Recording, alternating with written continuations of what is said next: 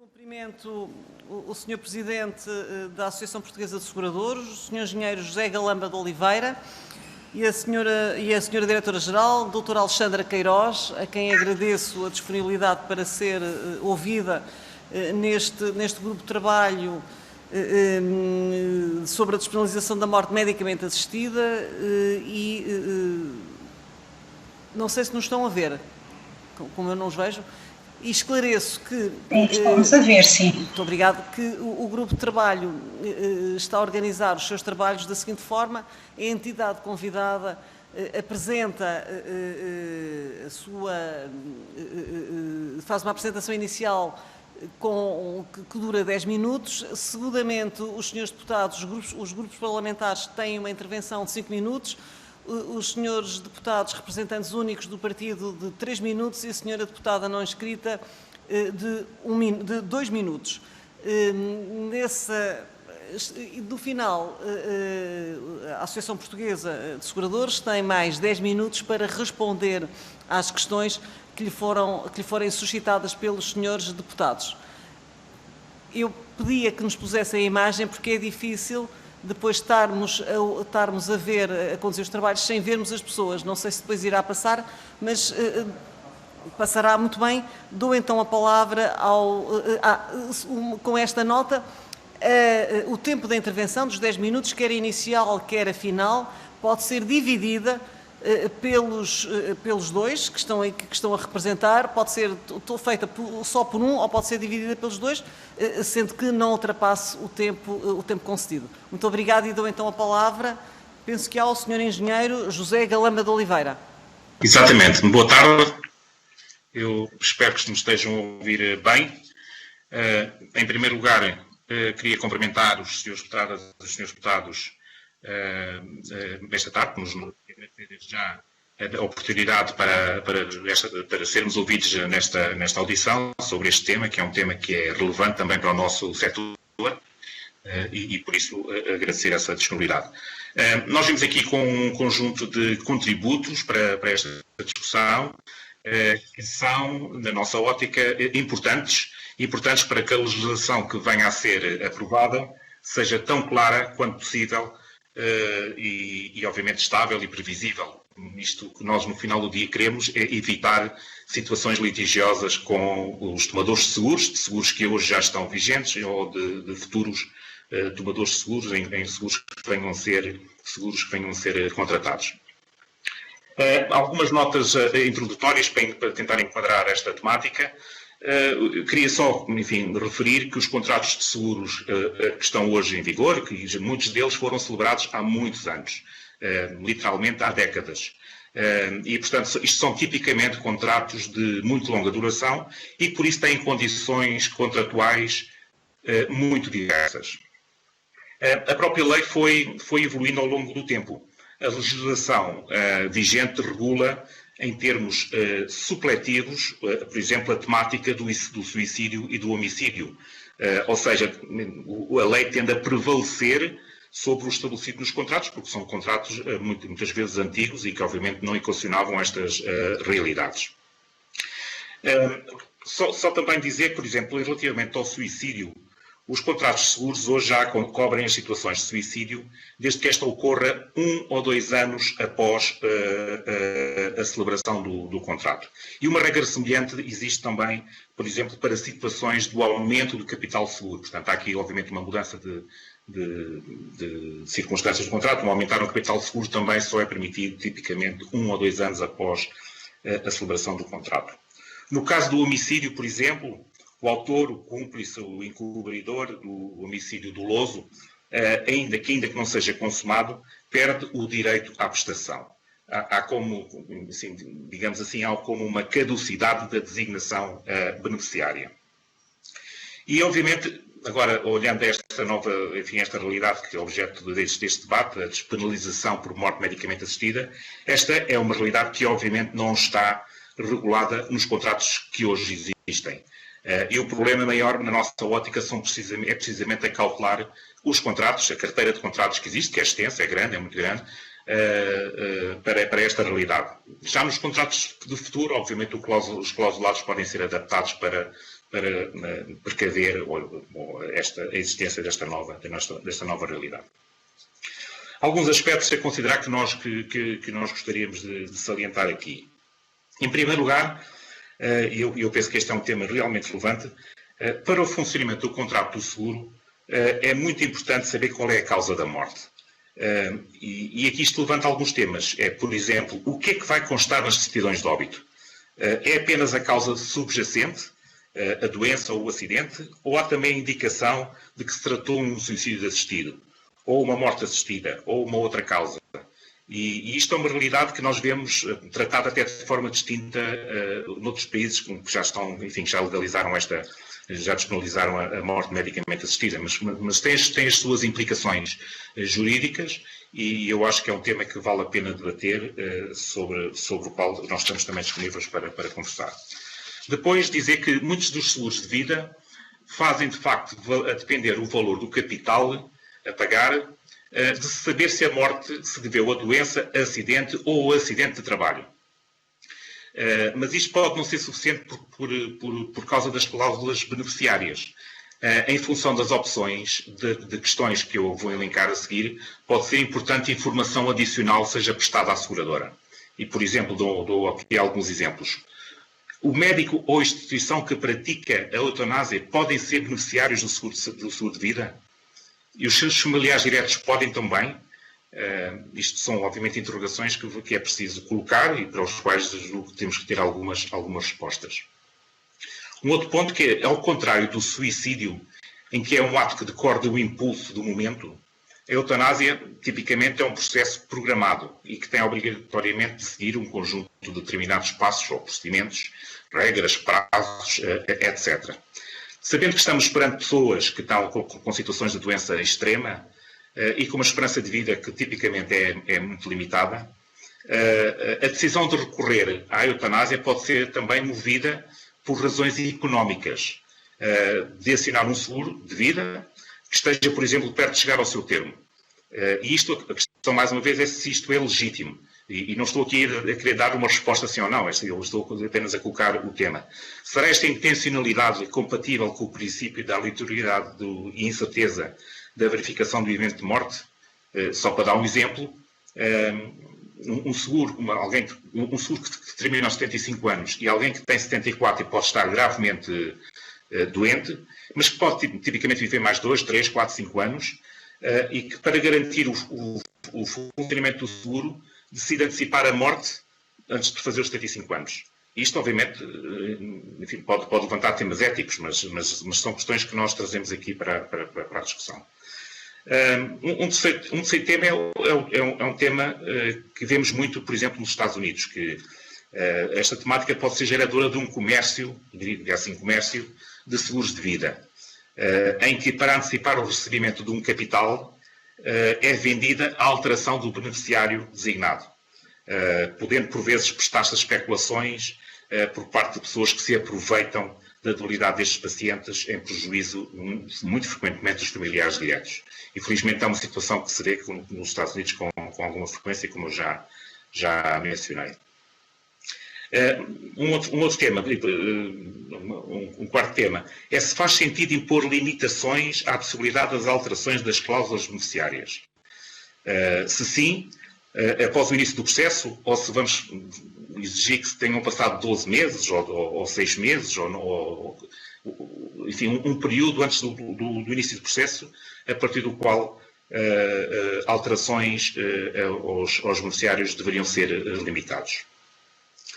Para concluir, e porque eu não me quero estender muito, mas teremos tempo depois de responder às perguntas, nós lançamos aqui algumas ideias que eu acho que merecem ser, que são importantes debatê-las e para que na lei fique claro qual é que é o sentido em que alguns destes temas devem ser interpretados, porque obviamente o que queremos é evitar ou a omissão de algumas destas temáticas ou que elas não sejam muito claras e depois levem interpretações diversas e no fim do dia a litígios.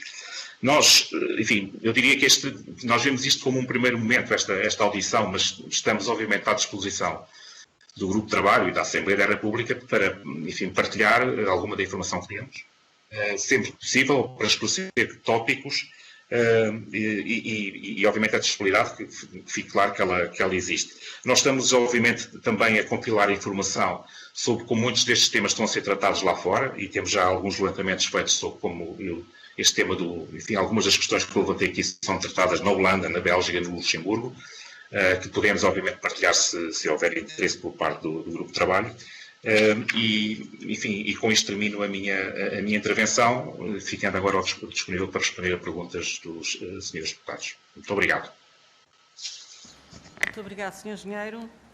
Agradeço-lhe a exposição e ele pedir se depois nos facultava também por escrito os contributos que suscitou, e só para balizar aquela questão que falou da mudança no beneficiário que referiu que faz em muitos Estados Unidos, trata-se de um endosso, é isso que está a falar, não de uma subrogação, mas de um endosso. Endossar o contrato de seguro a outra pessoa que dele poderia vir a beneficiar, é isso que está a falar.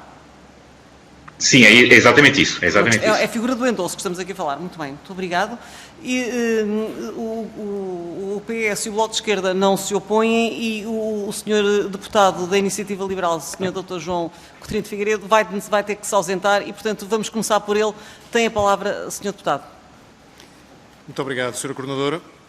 Muito boa tarde ao Engenheiro Galamba de Oliveira e à Doutora Alexandra Queiroz. É um gosto voltar a encontrá-los agora noutras circunstâncias e renovar aqui a informação de que vou ter que me ausentar porque já estou atrasado para outra comissão, mas este tema de facto é da maior importância, e agradeço também a anuência aqui dos deputados do Partido Socialista e do Bloco de Esquerda para alterarmos aqui a ordem das intervenções. Acho que a sua intervenção inicial, Sr. Engenheiro, foi bastante elucidativa sobre os temas que nós vamos ter que prever e legislar conexamente à disponibilização de morte medicamente assistida. E eu tomei nota da necessidade de prever como é que é feita a adaptação dos contratos já existentes, do que é que constará precisamente das certidões de óbito, da forma que se vamos distinguir como mais uma causa de morte para além daquelas que normalmente já constam da pólice de seguro de vida, que sejam as doenças, acidentes ou acidentes de trabalho, a proximidade da caducidade do seguro de vida e os problemas que isso pode gerar como um fator adicional de motivação ou desmotivação no momento de tomar a decisão, que já todos nós nos nossos projetos reconhecemos como bastante difícil e traumática até. O tema do comércio dos seguros de vida, que a coordenadora Mónica acabou de mencionar, e este último tema, se faz sentido impor limitações às cláusulas de designação de beneficiários a partir de determinada altura. E agora há aqui duas maneiras, desde já aceitando a sua amável disponibilidade para nos enviar as reflexões e o direito comparado que já tem sobre estes temas, se fará sentido nós começarmos aqui em comissão por tentarmos montar um texto de alterações ao regime jurídico do contrato de seguro, nomeadamente ao seu capítulo que trata sobre os seguros de vida, e submetermos depois isso à opinião e ao parecer da APS para ver se nos estamos a esquecer de alguma matéria relevante que merecesse da vossa perspectiva ser considerada. Sendo claro que o nosso grande objetivo, obviamente, que tenhamos uma lei que funcione do ponto de vista prático, mas que seja sólida do ponto de vista jurídico, o que implica que deverá cautelar todos os direitos que assistem aos cidadãos que não estejam na situação de ponderar requerer a morte medicamente assistida, mas em especial àqueles que o façam, que não sejam nem desincentivados nem incentivados a qualquer decisão neste contexto por via daquilo que seja a sua cobertura de seguro de vida, e que não tenham também complicações adicionais para terem uma segurança eles próprios de que quem serão os beneficiários ou os sobrevivos tenham problemas relativamente aos seguros de vida que estavam contratados antes do processo de morte medicamente assistida ser desencadeado. É um processo que, como disse bem, vai ter alguma duração, vai ter muitas salvaguardas e, portanto, é preciso garantir que ele, desde o início até à sua conclusão, é seguro também do ponto de vista dos direitos que assistem, neste caso, aos tomadores de seguros de vida. E, portanto, se estiver de acordo, eu sei que isto não é uma pergunta, foi no fundo uma suma do que ouvi e uma partilha daquilo que vai ser o nosso trabalho, que é disponibilizar-se para partilhar connosco informação, que já disponibilizou e que nós aceitamos, e disponibilizar-se para se pronunciar sobre aquilo que venham a ser as propostas desta Comissão, ou deste grupo de trabalho desta Comissão, no que diz respeito às alterações quanto a seguros de vida que vão ter que ser legisladas em conexão com esta lei. Muito obrigado. Muito obrigado, Sr. Deputado. Agradeço a questão e agora dou a palavra à Sra. Deputada Isabel Moreira, do Grupo Parlamentar do Partido Socialista. Tem a palavra a Sra. Deputada. Muito obrigada, Sra. Deputada. Eu queria, em nome do Grupo Parlamentar do Partido Socialista, agradecer muitíssimo a presença via Skype, mas a presença da Associação Portuguesa de Seguradores na pessoa do Sr. Engenheiro José Galamba de Oliveira, dizer que considero esta audiência absolutamente fundamental, que esperávamos muito por ela para pensarmos com cuidado na questão das consequências em termos de seguro da morte medicamente assistida, porque de facto a impressão que temos é que são várias as soluções possíveis que se encontram noutros países e era da maior utilidade de facto podermos contar com esse auxílio do estudo de direito comparado que fazem, sobretudo quando, tal como aqui disse, sabemos que em matéria, que não é a matéria, evidentemente, de morte medicamente assistida, mas numa matéria mais conexa possível com esta, que é a matéria do suicídio, a lei regula o caso em termos supletivos e, portanto, são as cláusulas contratuais que prevalecem. De qualquer modo, penso que há aqui um dado que é muito importante, que é sabermos que, relativamente ao futuro, nada impede que o clausulado contratual seja aquele que deve ser e, portanto, é livre de regular como entender e respeitando a situação. Penso que há aqui um problema relativo ao clausulado que já está feito para as pessoas que queiram exercer este direito que vier a ser informado. Há aqui várias questões que foram colocadas que são absolutamente fundamentais. O saber se há indicação ou não só da doença em questão ou do ato que foi praticado. Penso que vai ser evidentemente fundamental que fique registado aquilo que aconteceu e evidentemente criar um sistema na lei, um conjunto de normas que assegurem e até eventualmente na própria regulamentação que ficar para o Governo, que assegurem que lá está um eixo que é fundamental no espírito de todos os projetos de lei, que é o respeito pela autonomia do doente, seja total e, portanto, que não haja, a partir do seu seguro de vida, qualquer tipo de abuso, no sentido de o médico poder ser beneficiado, de poder ser alterado em função de uma maior fragilidade da pessoa em causa, o seguro à última da hora, uma alienação do beneficiário e, portanto, todos esses cuidados devem ser tidos em conta e os contributos que nos puderem fazer chegar para uma regulamentação da lei neste ponto em concreto o mais cuidada possível serão muito bem-vindos e, portanto, mais uma vez agradeço, penhorada, a sua presença. Muito obrigada, Sra. Deputada.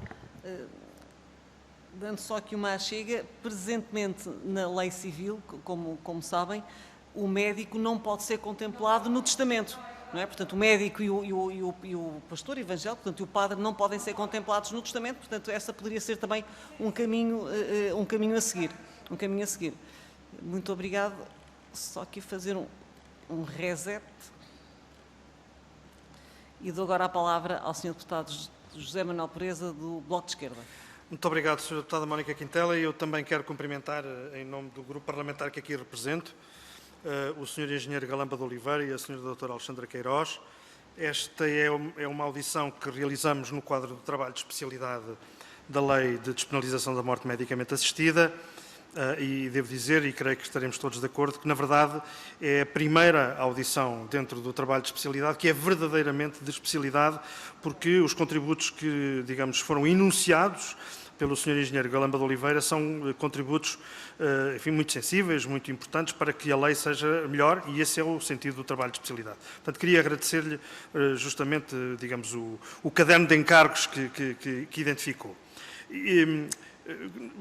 Digamos, em termos práticos, já se percebeu, e queria que o Sr. Engenheiro também percebesse isso naturalmente, que da nossa parte há toda a disponibilidade e toda a necessidade de ter da parte da Associação Portuguesa de Seguradores um contributo, digamos, que nos permita tomar decisões. Evidentemente, as decisões serão da Assembleia da República, mas têm que ser o mais bem fundamentadas possível e, para esse efeito, digamos, todo o tipo de contributo enfim, de estudo de direito comparado, de reflexão da própria Associação, de sugestão de soluções normativas, tudo isso é muito bem-vindo da nossa parte e estou certo que de todos os grupos parlamentares. Eu anotei 3 ou 4 tópicos para os quais pedia, digamos, um pouco mais de elaboração da sua parte, sendo certo que depois, digamos, aquilo que nos quiser enviar por escrito será, enfim, muito importante. A primeira questão é a de perceber exatamente que tipo de diferenças é que, na perspectiva da defesa dos direitos dos tomadores de seguros e da defesa da estabilidade e da justiça dentro do universo segurador, qual é a diferença de problemas que se colocam entre o suicídio medicamente assistido e a eutanásia em sentido estrito? Percebo que há alcances diferentes e gostava de perceber melhor, porque não refleti sobre o assunto, que diferenças é que devemos ter em consideração. A segunda questão é, na perspectiva da Associação Portuguesa de Seguradores, qual é que é a vossa sensibilidade para a técnica legislativa mais adequada para acautelarmos estes problemas? Ou seja, entendem os senhores que é melhor uma solução que passe por uma lei de despenalização onde eventualmente se inclua um inciso, um artigo de caráter, enfim, essencial sobre esta questão e depois à parte uma revisão, digamos, mais em detalhe do regime jurídico do contrato de seguro, ou, pelo contrário, do ponto de vista da prática cotidiana, dos direitos das pessoas, seria mais adequado fazer isto tudo só numa lei, que seria a lei de despenalização da morte medicamente assistida. E o que é que se devia então incluir em concreto, na vossa perspectiva, nesta lei? O terceiro tópico tem a ver com as soluções de direito comparado. Enfim, suponho que vão aceder ao nosso pedido de nos remeterem, digamos, o vosso ponto de situação em matéria de direito comparado, mas queria perceber se é possível enunciar brevemente quais é que são as soluções prevalecentes no direito comparado em matéria de endosso de contratos de seguro. Porque enfim, creio que do ponto de vista da presença dos médicos, ou do benefício para os médicos envolvidos na eutanásia, eu creio que isso, enfim, não terá grande complexidade, como já foi visto em relação a outras situações similares, digamos assim, ou idênticas no direito português, mas sobretudo no que diz respeito ao endosso de contratos de seguro, fiquei com bastante curiosidade de, já neste momento, perceber melhor para onde se caminha. E, finalmente, gostava de vos fazer esta pergunta clara sobre o que é que, na vossa perspectiva, deve, na lei da despenalização da morte medicamente assistida, constar relativamente ao conteúdo da certidão de óbito.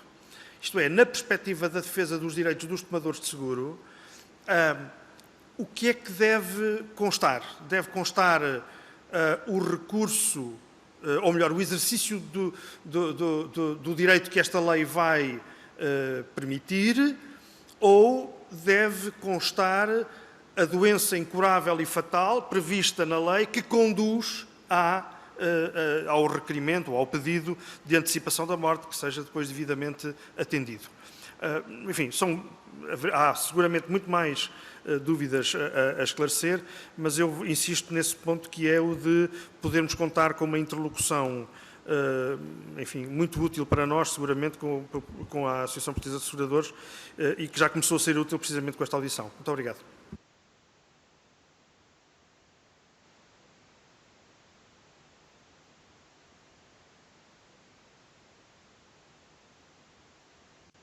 Estes últimos dias, mas gostava também de colocar aqui uma questão que é: nós sabemos que, regra geral, o suicídio é causa de exclusão do pagamento do prémio de seguro. Há muitas seguradoras que pura e simplesmente não pagam, independentemente do tempo, do hiato de tempo que decorra entre a contratação de seguro e o ato do suicídio. Sabemos que há outras seguradoras que entendem que se o suicídio for praticado, por exemplo, 2 anos, é o prazo máximo que eu conheço, 2 anos após a contratação de seguro, que não obsta ao pagamento desse mesmo seguro, caso a pessoa se venha a suicidar, o que faz todo sentido, portanto, excluindo que alguém vá contratar um seguro para posteriormente depois suicidar e assim beneficiar o beneficiário do seguro, mas se eventualmente a solução preconizada poderia passar por um determinado hiato de tempo, um hiato entre a contratação de seguro e depois o recurso, aqui no caso concreto seria ao suicídio medicamente assistido, porque também nos se afigura manifestamente injusto que alguém que contrata um seguro e que não está à espera, obviamente, que venha a padecer de uma doença que leve que tenha que optar por uma solução das que estão em cima da mesa, que depois veja ser defraudado, não só em termos económicos, aquilo que pagou em termos de prémios de seguro no decurso da vida, ao longo da vida, como também aquilo que são as suas legítimas expectativas. Muito obrigado e, entretanto, dou a palavra para a intervenção final ao Sr. Engenheiro. Não sei se será na mesma ao Sr. Engenheiro Galamba a falar, mas dou a palavra para que tenham a intervenção final. Muito obrigado. Muito obrigado. Muito obrigado, então. Bom, relativamente aos comentários que foram já sendo feitos, venho reafirmar que, de facto, estaremos muito disponíveis para preparar o documento e sobre a realidade que vemos noutros países e fazê-lo chegar. Não digo um documento de direito comparado completo, mas obviamente algumas dos tópicos importantes que vemos noutras realidades, que e faremos chegar isso sem dúvida.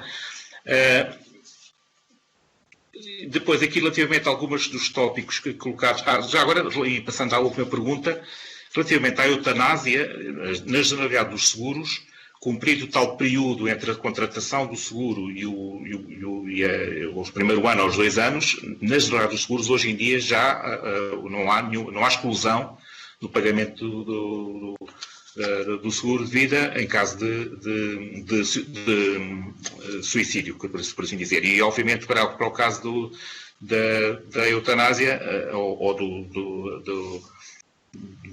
do suicídio medicamente assistido, que aqui estamos a discutir, o que nós preconizamos é algo parecido, ou seja, há um momento que é o momento da contratação do seguro, o que é preciso é garantir que há aqui um timing de meses, ou de ano, ou de ano e meio, o que for, entre esse momento e o início de um processo de suicídio medicamente assistido. E, portanto, desde que isso seja garantido, acho que não há razão para que isso seja exclusão ou causa de exclusão do pagamento de um seguro de vida. Relativamente aos tópicos aqui colocados pelo Sr. Deputado José Manuel Pureza, eu vou passar a palavra à minha colega Alexandra Queiroz, que está bastante mais bem preparada para responder estes temas mais jurídicos. Alexandra, quer avançar, por favor? Sim, boa tarde a todos. Muito obrigada pelas questões que colocaram. Eu anotei aqui 3 questões que foram colocadas pelo Sr. Deputado José Manuel Pureza. A questão de saber, na perspectiva de defesa dos tomadores, qual a diferença entre suicídio medicamente assistido e eutanásia. Eu diria o seguinte: se a eutanásia for tratada como suicídio medicamente assistido e se for equiparada a um suicídio, ainda que medicamente assistido, eu diria que a legislação que temos hoje na lei do contrato de seguro serve perfeitamente, porque aplicar-se a esta situação o regime que já hoje se aplica ao suicídio. Como disse o engenheiro José Galamba, a maior parte da generalidade dos contratos de seguro hoje já cobrem as situações de suicídio, desde que seja salvaguardado um período de tempo entre a data da contratação da apólice e a ocorrência do suicídio. Esse período normalmente varia entre 1 e 2 anos. Se for configurado como uma morte medicamente assistida sem se qualificar esta situação como um suicídio, eu diria que então há uma lacuna e de duas uma, o legislador a preenche e resolve a situação, ou depois terá que ser resolvida por interpretação ou por cláusulas adicionais aos contratos. Em termos da técnica legislativa, preferia não me pronunciar, porque os senhores deputados conhecerão melhor, mas eu diria que nesta matéria, sendo uma matéria nova, eu talvez aconselhasse alguma flexibilidade na regulamentação, de modo a poder ajustar depois o regime em função daquilo que for depois observado na prática, não é? Quanto a soluções de direito comparado, nós estamos ainda a fazer a recolha, mas o que eu tenho notado como mais comum é a proibição da alteração de beneficiários e a proibição de, aliás, a invalidade do seguro, uma vez iniciado o processo ou o requerimento para dar início ao processo de eutanásia. Ou seja, todos os seguros feitos posteriormente a esse início desse pedido já não serão válidos, porque já são feitos com o intuito de obter uma vantagem económica, digamos assim, e as alterações de beneficiários também já não são aceites nessa altura, tendem a ser proibidas. E creio que eram estas as questões que tinham ficado pendentes. Muito obrigado, Alexandra. Eu, enfim, estava aqui a confirmar, mas julgo que acabámos por responder a todos os pontos que aqui foram levantados. E, portanto, ficamos agora ao vosso dispor para enfim, se algum pormenor adicional, senão faremos então chegar algum detalhe sobre este direito comparado e sobre alguns pontos, e um resumo sobre os pontos que eu mencionei no início desta audiência. Muito obrigado, Sr. Engenheiro. Eu penso que os senhores deputados querem colocar mais questões. Não, é que houve uma questão que eu coloquei que não foi... Houve uma questão que eu coloquei que não foi objeto da vossa resposta e que é o que deve constar da certidão de óbito. A questão da certidão de óbito. Se me for permitido falar? Sim, sim. Em relação a isso, para a seguradora é importante ter as duas informações, ou seja, primeiro se o que está na origem da morte é uma doença ou se é uma lesão decorrente de acidente, não é? Porque há seguros em que o capital seguro, e isso é muito frequente, é diferente consoante a morte decorra de doença ou de acidente ou até de acidente de trabalho. E é também importante, por causa da questão dos beneficiários, saber se isto decorreu de um processo de morte medicamente assistida, para saber se, entretanto, houve alterações de beneficiários quando não podia ter havido, por exemplo, ou se o seguro foi feito já depois de ter iniciado o processo. Portanto, eu diria que as duas informações são importantes do ponto de vista da seguradora. Muito obrigado, Sra. Doutora. Pergunto aos senhores deputados se estão esclarecidos, se querem suscitar mais alguma questão? Não? Muito obrigado. Agradeço à Associação Portuguesa de Seguradores os contributos que nos fizeram chegar e que nos deram e que nos vão enviar, sem prejuízo de, na sequência destes contributos que nos enviem, nós os voltarmos a incomodar com um novo convite para eventual audição, caso seja necessário. Muito obrigado. Ok, muito obrigado então. Muito obrigado. E agradeço a participação. Boa tarde. Muito obrigado. Boa tarde. Obrigado.